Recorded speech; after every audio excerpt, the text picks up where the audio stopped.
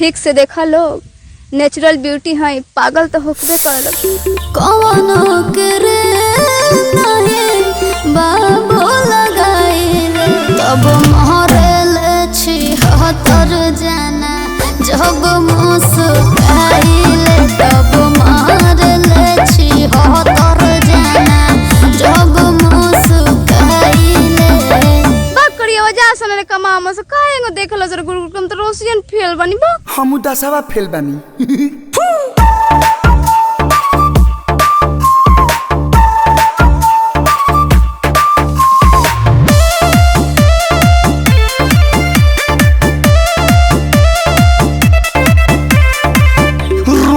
चढ़ल गोतरे गोतरे कमर बा पतरे पतरे। ई त बात सच बा।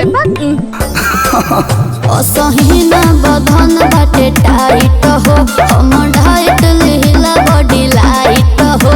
मरा करी खालू का लाइट मने हल्का हल्का भोजन। मीठ बोले लू ज्यादा मिठाई ले बोलबू। हमरा बात के तो इतना घमंड बा कि सब इंस्टाग्राम के लेके पगला गल बन से ऊ हमरा के पावे खातिर नेचुरल ब्यूटी बनी यही से। एक बेली छुली कवनो करे नहीं बाबू लगाइले तब महरेले छी हतर जाना जब मुस्काइले तब महरेले छी हतर जाना जब मुस्काइले।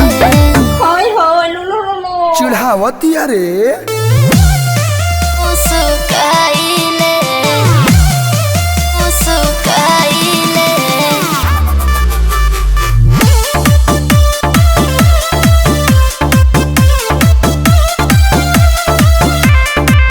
तू ही तो ट्रेंड में बाड़ू छापल बरेंड में बाड़ू तहर बड़ी हाला बा।